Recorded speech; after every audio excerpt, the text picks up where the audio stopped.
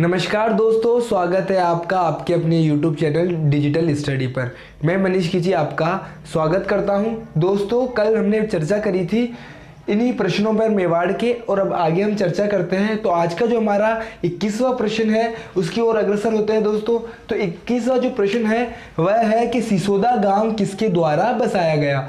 जो सिसोदा गांव था दोस्तों, ये राहब सिंह के द्वारा बसाया गया। अब ये राहब सिंह कौन है? राहब सिंह, बात करें हम, जो नौकरशाही प्रथा का जो प्रचलन किसने शुरुआत किया था दोस्तों, वह थे हमारे अल्लट या आलू रावल। और आलू रावल के ही एक पुत्र आते हैं जिनका नाम है रण सिंह, और रण सिंह के ही पुत्र माने जाते हैं राहब। और ये जो राहब है इसका भाई का नाम था दोस्तों शेम सिंह।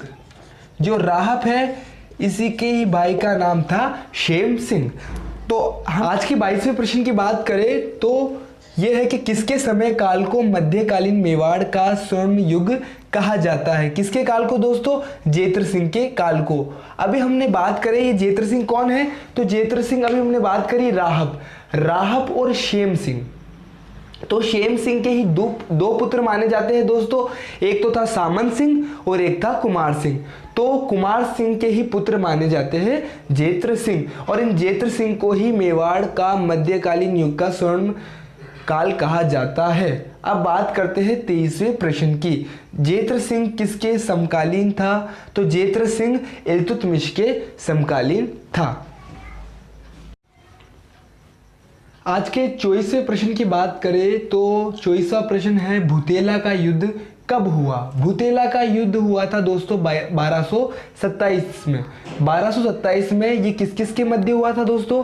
जो जेत्र सिंह थे वह दिल्ली के इल्तुतमिश के मध्य हुआ था ये भूतेला का युद्ध, जिसमें जेत्र सिंह की विजय होती है और इल्तुतमिश की हार होती है। इल्तुतमिश के सैनिकों के द्वारा जो जेत्र सिंह की राजधानी थी नागदा, उसको जलाया गया या नष्ट किया गया, वह हम कह सकते हैं। फिर बाद में जब जेत्र सिंह ने अपनी नई राजधानी चित्तौड़ को बनाई। अब बात करते हैं आज की 25वें प्रश्न की कि उमापति वारलब्ध किसकी उपाधि है। उमापति वारलब्ध तेज सिंह की ही उपाधि है। जो तेज सिंह है ये जो जेत्र सिंह है इसके बाद ये शासक बनते हैं मेवाड़ के।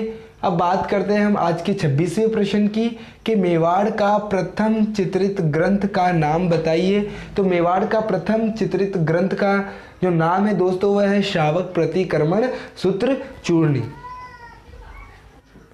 बात करें आज के 27वें प्रश्न की कि चित्तौड़ में श्याम पार्श्वनाथ के मंदिर का निर्माण किसके द्वारा करवाया गया दोस्तों?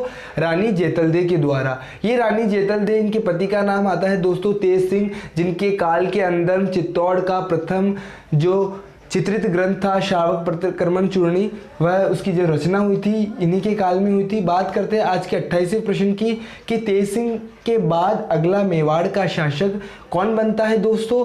वो बनता है समर सिंह, और समर सिंह का काल आता है 1273 से लेकर 1302 ईस्वी तक। अब इन समर सिंह की थोड़ी सी बात कर लेते हैं दोस्तों। अलाउद्दीन खिलजी का नाम आपने सुना होगा, जो दिल्ली का एक जो कह सकते हैं हम बहुत ही खतरनाक शासक था।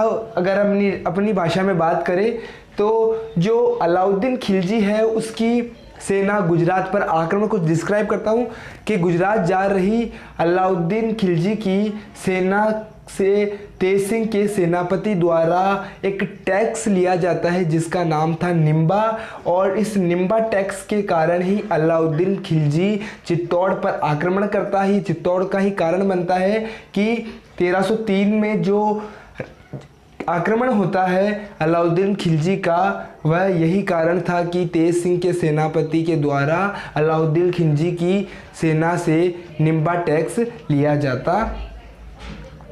लिया गया। अब बात करते हैं आज के 29वें प्रश्न की कि पद्मावती कहाँ की राजकुमारी थी। पद्मावती दोस्तों, राजकुमारी की बात कर रहा हूँ मैं दोस्तों, रानी की बात नहीं कर रहा। राजकुमारी थी दोस्तों श्रीलंका की, और श्रीलंका की जो राजकुमारी थी इनके जो पिता का नाम आता है दोस्तों वो आता है गंधर्व सेन। गंधर्व सेन की पुत्री थी ये पद्मावती। अब बात करते हैं आज के तीसरे प्रश्न की कि रानी पद्मावती के तोते का नाम बताइए।